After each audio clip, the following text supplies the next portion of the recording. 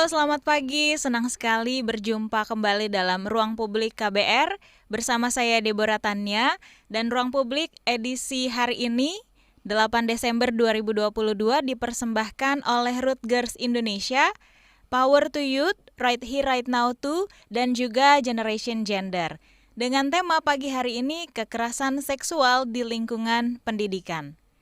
Nah, ekosistem sekolah yang baik dan kondusif ini tentunya dapat mendorong peserta didik untuk mengembangkan potensi terbaik dari dirinya.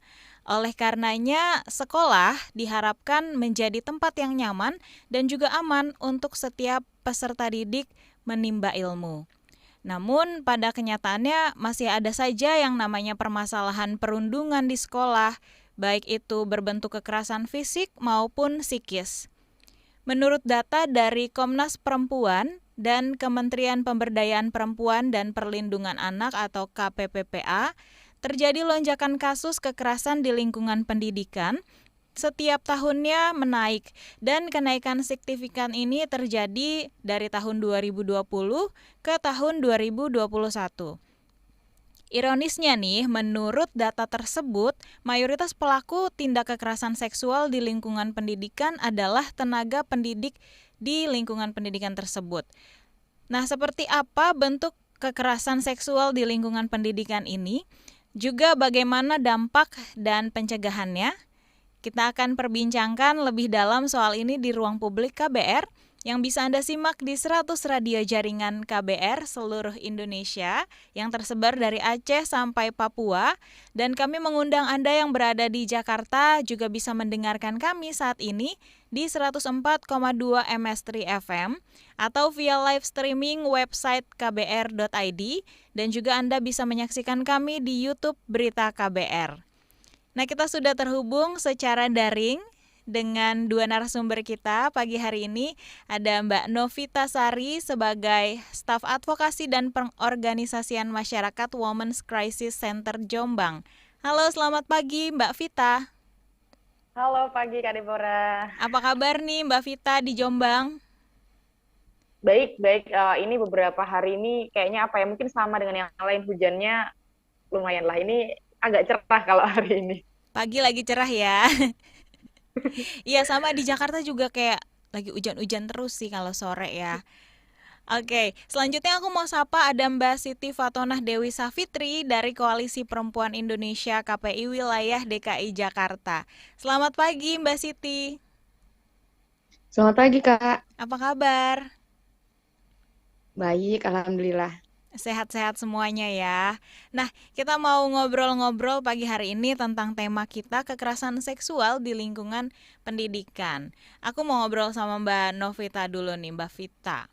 Sebelumnya bisa dijelaskan apa sih definisi dari kekerasan seksual ini, Mbak Vita?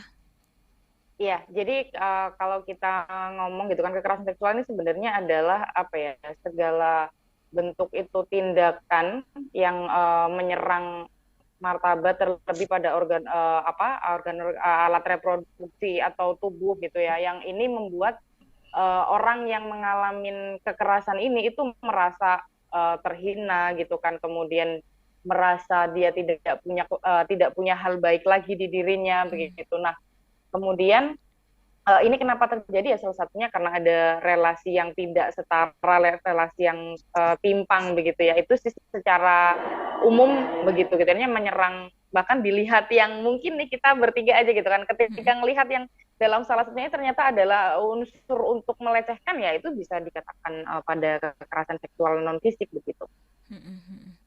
Jadi ada yang namanya kekerasan secara fisik dan juga psikis seperti yang tadi saya jabarkan di atas ya di pengantar.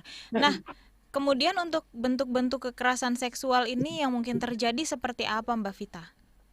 Nah, ini nih sebelum aku jawab bentuk-bentuk gitu ya, aku mau informasiin gitu bahwa Indonesia barusan saja gitu kan mengesahkan Undang-Undang Nomor 12 Tahun 2022 tentang tindak pidana kekerasan seksual yang dulu advokasinya dimulai dari tahun 2010 waktu itu, masih ngumpulin bentuk-bentuk kekerasan seksual di seluruh Indonesia itu apa aja begitu ya, sampai pada disahkannya itu ada 9 bentuk kekerasan, tindak pidana kekerasan seksual gitu. Ada pelecehan seksual yang non fisik, kemudian ada yang pelecehan seksual secara fisik, kemudian ada lagi pemaksaan kontrasepsi, pemaksaan sterilisasi, kemudian temuannya teman-teman di Indonesia Timur itu ada praktek kawin tangkap, sehingga di undang-undang ini akhirnya diatur pemaksaan perkawinan, begitu juga. Ini juga untuk menjawab selama ini kasus-kasus kekerasan seksual kerap kali diselesaikan dengan menikahkan korban dan pelaku gitu.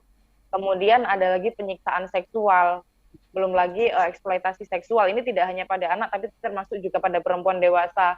Kemudian perbudakan seksual, dan yang rame banget gitu kan, bahkan datanya beberapa teman yang memang konsen di isu kekerasan seksual berbasis elektronik, nah itu tinggi banget. Maka di undang-undang ini itu muncul sendiri kekerasan seksual berbasis elektronik. Itu sih secara bentuk-bentuknya gitu, Kak Deborah. Iya, benar sekali yang tadi Mbak Vita bilang, ketika seseorang, khususnya perempuan, sudah mengalami pelecehan seksual, pasti ada merasa di dalam dirinya tuh tidak rendah diri seperti itu ya Mbak Vita ya. Karena malu seperti itu, merasa itu adalah aib. Tapi sebenarnya lewat obrolan kita pada hari ini, kita mau membuka pikiran para pendengar bahwa ternyata hal itu bisa loh nanti dilaporkan. Kita akan perbincangkan cara-caranya seperti apa gitu ya. Kemudian ke Mbak Siti nih. Kalau menurut Mbak Siti, siapa saja yang bisa berpotensi untuk melakukan tindakan kekerasan seksual, khususnya di lingkungan pendidikan? Oke, begini Kak, namanya kekerasan seksual ataupun korban kekerasan seksual sendiri itu kan bisa terjadi oleh siapa saja ya, dan di mana saja. Akan tetapi kalau di dunia pendidikan nih, akhir-akhir ini kayak korbannya itu adalah murid, ataupun adik kelas yang dilecehkan oleh seniornya, ataupun staf-staf yang dilecehkan oleh dari kepala sekolah atau petinggi yang ada di sekolah-sekolah itu sendiri sih Kak. Nah, itu Karena, bagaimana? iya enggak, gimana Kak? Iya, itu kalau misalnya yang terjadi korbannya adalah anak-anak seperti itu ya, yang menjadi korban kekerasan seksual. Bagaimana mereka bisa berani untuk speak up, istilahnya mereka bisa berani melapor kalau mereka merasa aduh nanti takut, malah kalau ngelapor jadi lebih ditekan lagi seperti itu sama pelaku tindak kekerasan seksual. Oke, karena kenapa anak-anak itu masih sulit ya untuk melaporkan? Karena kalau kita lihat story-nya bahwa mereka ini kurang edukasi ataupun kurang sosialisasi dari pihak sekolah maupun dari pihak pemerintah sendiri terkait bahwa siapapun yang dilecehkan itu sebenarnya bisa dilaporkan. Kira-kira seperti itu, Kak. Nah, alangkah baiknya ini menjadi PR penting dari pemerintah sendiri untuk seluruh lapisan masyarakat, khususnya anak-anak yang masih awam ya, apalagi masih takut-takut, gimana, malu-malu juga untuk cerita. Terus dia juga belum paham, ini termasuk pelecehan apa gimana gitu kan. Apa cuman main-main, kan ada tuh ya permainan yang kata keluarga-keluargaan gitu loh, yang jadi ayah dan ibu-ibunya, kan itu kan juga termasuk dari salah satu faktor ya, hal-hal yang permainannya itu akan berdampak kepada pelecehan, tapi anak itu karena kurangnya edukasi ya. dari orang tuanya sendiri, itu akan menjadi penghambat anak itu untuk bercerita atau kurang ngeh lah, bahasanya seperti itu, Kak. Nah, kalau menurut Mbak Vita, contoh konkretnya nih yang mungkin pernah dilaporkan kepada WCC Jombang tentang perilaku yang merupakan tindakan kekerasan seksual, seperti apa nih Mbak Vita? Bisa diceritakan? Ya, jadi ada beberapa kasus kekerasan seksual yang ini berbasis pendidikan secara umum ataupun pendidikan di ranah berbasis agama pesantren gitu kan. Jadi beberapa tahun terakhir ini gitu kan, waktu itu sempat ada satu sekolah itu korbannya, semoga aku tidak salah menyebutkan 23 apa 24 begitu kan.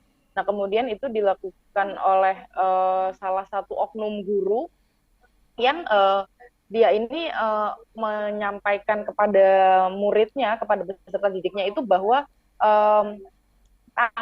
dia itu mengatakan bahwa dia bisa menghilangkan hal-hal negatif di tubuh muridnya gitu. Jadi guru itu mengatakan gitu kan, kamu itu kenapa kok nggak pinter di sekolah itu karena di tubuhmu itu ada yang ngikutin kamu, ada yang apa gitu. Yang ini, nah itu nanti bisa saya sembuhkan gitu. Nah ini ternyata ya dilakukan perkosaan kepada siswinya gitu kan.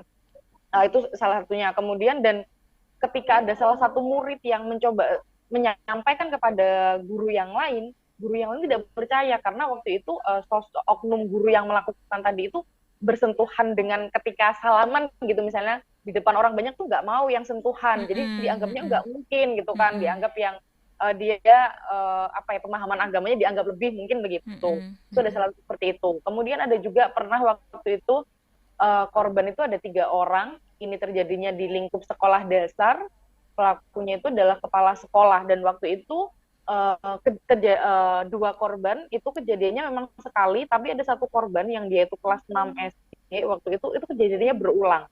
Dan waktu itu korban ini membuat dia tidak berani menyampaikan bahkan kepada orang tuanya, itu adalah karena dia ancamannya adalah nanti kalau kamu tidak mau maka tidak akan diluluskan, karena waktu itu dia di kelas 6 SD begitu kan.